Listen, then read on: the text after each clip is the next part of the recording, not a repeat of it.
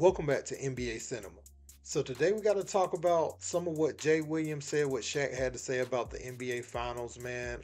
Luka Doncic put on an absolute masterpiece of a performance last night. And we got to start looking at Luka with some of his legendary performances on the road in the postseason. You think about that game in Phoenix, you think about Game 5 in Minnesota. You know, he goes and he delivers the knockout punch in the first quarter a lot of times to these teams. And so Luka, you know, he's become one of the most dangerous men in sports. And, you know, he did that one with Phoenix before he had Kyrie. Now he has Kyrie, so you're able to get some buckets at times. Maybe when a team is trying to make a run, you're still getting it from Kyrie and Luka. You know, it feel like it's coming from every way. And then as a result, when you get up by a lot of points, a lot of the role players, PJ Washington, Josh Green, Jaden Hardy, those guys, they don't feel the pressure, so they're still knocking down shots at a high clip, and you got two lob guys that are able to finish above the rim. So Luka came out, set the tone for his team last night. It was absolutely beautiful what he did. But there's been a debate about, is Luka, you know, is he the top player in the game right now? Do people still feel it's Nikola Jokic? Looking around the league, I guess the league's in a funny place right now when you think about that conversation, because yeah, Luka has had his defensive struggles, right? But now they've built a roster around him and he's getting maximum production. He and Kyrie, they're getting maximum production out of guys like Lively and Gafford on the offensive end because of what they draw from defenses. So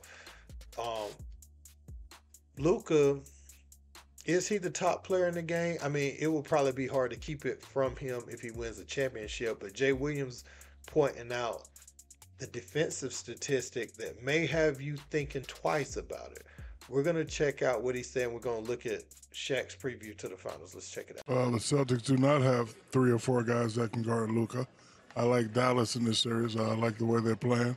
I think this is a little special for Kyrie, maybe a little special for Porzingis as he plays, because I know he played in Dallas, but I think I like Dallas in this series. So, with Shaq, this is, here we had Karl Anthony Towns and Rudy Gobert, big men. This is not a big man series. So I'd like to see a big man's point of view about a small ball series. I've been sitting on the floor, and I've been anxious to see Luka. This is like my first time seeing him a lot. Big body, bigger than I thought he was, stronger than I thought he was. Once he gets you on the side, sort of like a big man, he does whatever he wants, plays with poise, and he can't be shook. The fact that he's been a professional player since he's 13 years old, nothing shakes him. I don't see anybody on Boston dealing with that. Maybe Tatum, but if I'm Boston, I don't want to get Tatum or Brown in the foul trouble.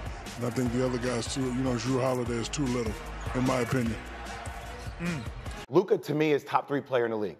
I love Luka Doncic. Let me state this for I love him. Offensively, I think him and Nikola Jokic, best offensive players in the league. When have we ever said this about the best player in the league?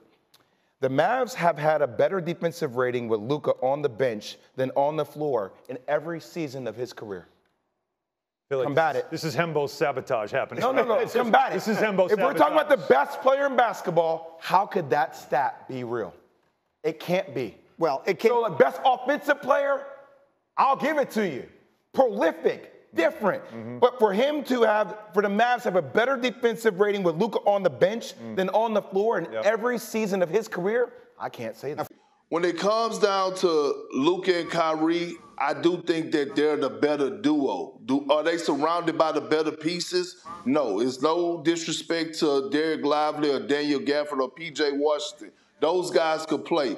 But the Boston Celtics starting 5 has been the best starting 5 in basketball. With Kristaps Porzingis in that lineup, they have 5 all-star caliber players. Now, let me say this real quick, because this was driving me crazy during the McNutt situation. Jason Tatum has to win the Finals MVP. When you're talking about being submitted,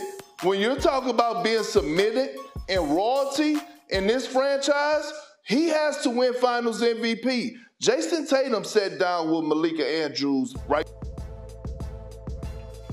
Oh, please Single don't night, lose him. he Go feel ahead. like he's the best player on the floor. Well, damn it, you got the stage is set for you. And Luka and Kyrie is coming into town. And some may say right now that Luka is going to be the best player in this series. Jason Tatum has to stand on business. He has to win the championship, and he has to win the Finals MVP. There's no other way around it.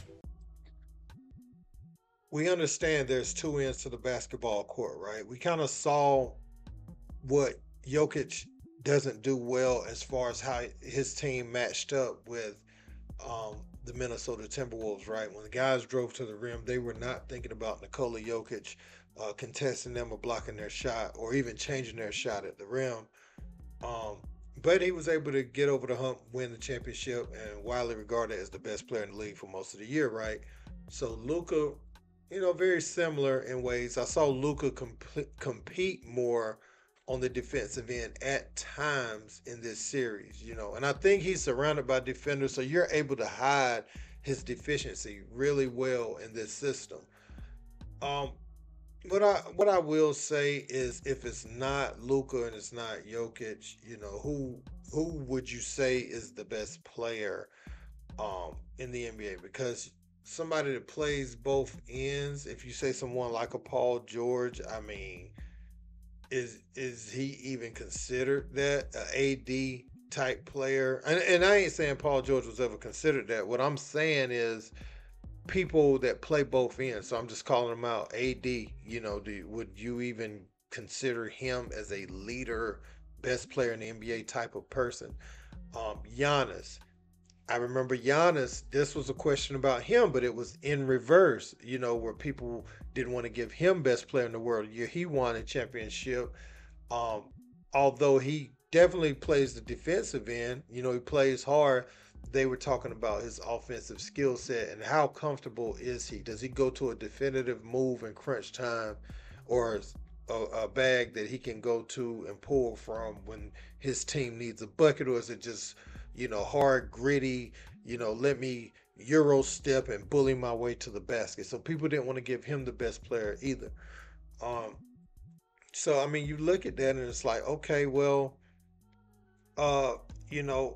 if those guys weren't the best player in the league, I think it's, how do I want to put this? I think we're at a point where best player in the league can change from year to year because nobody has grabbed it. Like LeBron had it, for a long time. Kobe had it for some time. At one point, Shaq had it for a few years. Him, Tim Duncan, all these type of players, they spent time as the best player. But Jordan had it for so long. LeBron had it for so long. I guess we look at that and say, okay, that's the standard for the NBA. Somebody has to always be the best player for a long stretch of time. And that's just not true. Most years, a lot of these guys are close, and team success does weigh into it. So sometimes a player might even be better than you think they are. They're just on a bad team, and they have a bad front office and different stuff like that. So we understand that wins and losses play in it, but when you reach the point that Kyrie and Luka has reached as far as going to the NBA Finals, you look across, Jason Tatum a lot of times isn't the best player on his team. Sometimes it's Jaylen Brown. And Jaylen Brown has sort of become the voice. They look at him like they look at Marcus Smart as the toughness and the grit for the team. And so if you look at the similarity in talent between him and Jason Tatum, I think that's why people are starting to elevate Jaylen Brown. But would you say that he's a better player than Luka? We going to see, right? They going to line up across from each other. It's going to be a good series. But no, Luka Doncic, I think at the very least you have to give him consideration. Now, Jay said he was top 3. So he's not really saying he's not a great player, but he's just saying that, you have to somewhat be respectable on the defensive end of the court. In Luka's case, they're always better with him off the floor defensively. I just want to hear your thoughts, man. I want to hear your thoughts on that. That is an interesting statistic that we don't normally associate with the best player in the NBA. But Luka's different. He's special, man. So let me know in the comments. Don't forget to like, share, and subscribe. Till next time. Peace.